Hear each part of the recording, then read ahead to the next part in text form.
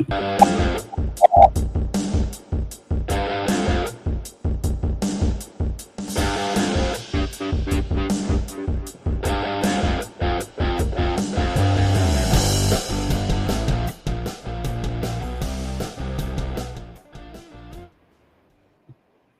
morning, hockey fans.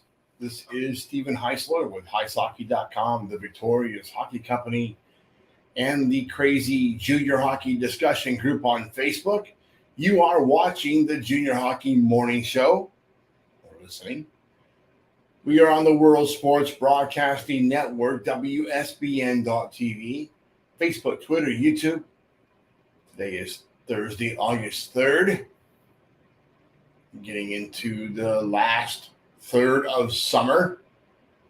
Today's topic, the 10 Commandments of Junior Hockey. All right, this is my version of the 10 Commandments, specifically for the game of hockey and junior hockey. Maybe some of these won't be too popular. Some people will say, you know what, that's a little hardcore. But let's face it, if you're playing hockey at this level, it's no longer recreational. You're trying to accomplish something. You're not a boy anymore. You're a man. It's a man's game. And you should take it seriously or get on to the adult beer hockey leagues. Yes, that's probably where we are. Here it goes. Number one, hockey is the number one sport. Don't participate in any other sport that puts the ability to play hockey at risk. Easy enough. What does that mean? I lived in a town called Girdwood, Alaska. It's a ski town, but I didn't ski. Why? Put my game at risk. Great town. Love the people, love the atmosphere, love the bake shop, love Double Muskie, love that nice drive into Anchorage, but did not ski. Did not want to hurt my knees any more than they're already hurt. So, hockey players shouldn't be playing football, shouldn't be doing anything stupid, dirt riding or motocross riding or, being ridiculous and putting your game at risk. If this is what you want to do into college and beyond, you don't risk it. Number two, no single person or entity is larger than the game. Even Wayne Gretzky at the peak of his game was not more important than the game itself.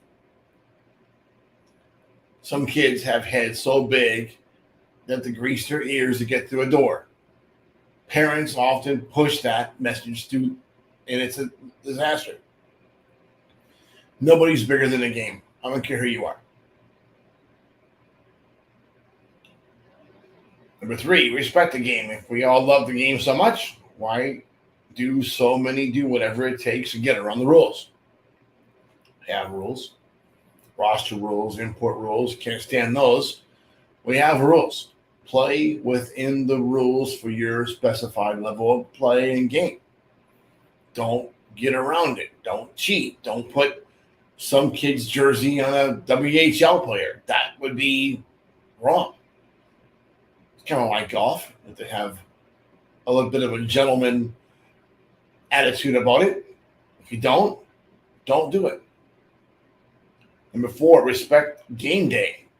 Another big one. Every ounce of energy should be left on the ice. Give it 100% on every shift, every game, and every season. Look it. We all have lives. We all have things outside of the game. But if you are a junior hockey player or a college hockey player, probably at the D1, D3, ACHA 1 levels, take the game seriously. Respect game day. Don't party the night before. Go to bed early. Eat properly. Hydrate properly. Make sure you're ready for game day. Give it 100%. Make sure your activities leading up to the game are going to be helpful to you during the game. Number five, respect the history of the game. There are a lot of great people that broke the ground for the game of hockey. We need to know the history of the sport before trying to write some of our own. That is as true gets. If you don't understand the foundations and how this game came up or why we do things a certain way, go back to school. A lot of kids graduated in May. This is their first opportunity to really focus on the game of hockey. Let's make sure that you understand the game of hockey and why we do things the way we do. Number 6, and this one's big, attempting to inflict injury should result in expulsion from the game. Outside of mutual combat fighting, any player that intentionally attempts to cause an injury to another should be banned from the sport. Let's get this understanding clear. You intentionally try to hurt somebody, you want to take their knee out, you want to take them out of the game, and the coach or someone is instructing you to do so, don't be that guy. Because you're not playing a game, you're having a war, and that's an animal. Coaches, number 8, don't steal players. Easy enough. If you want a player on another team's roster, make a trade offer. If you do something just because you can, it does not necessarily make it right. God, this is a massive problem these days, isn't it? USPHL, NA3HL, EAHL, BCHL, everybody is doing their own thing these days. So there's pretty much zero roster protection. But you guys are coaches. You have to see each other during the summer. You have to maybe coach against one another at another time. We all want to move up the ladder of development. Maybe not me, I'm kind of old. And you guys do. So respect each other. Make a phone call.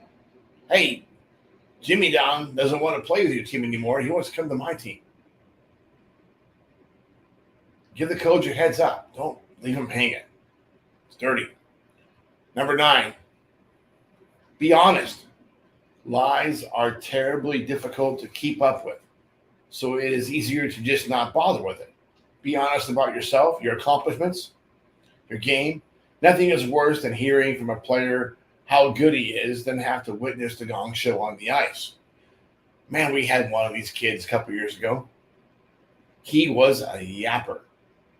He said to everybody that would listen, oh, I'm going to be in the North American Hockey League next week.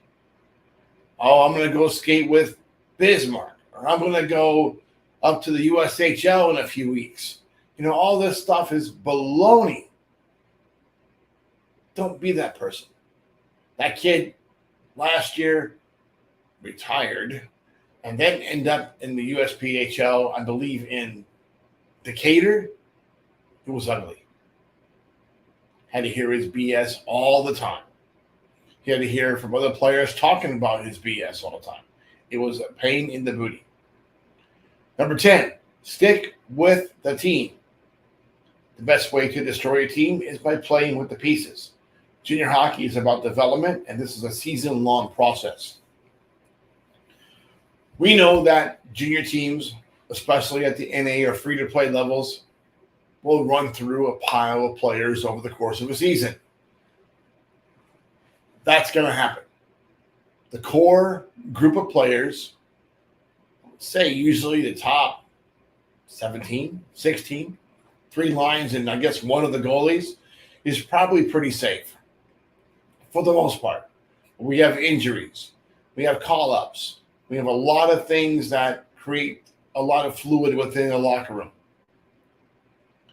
The key to any team success is the culture of that room and how the leaders are managing the flow of players and what's going on inside there.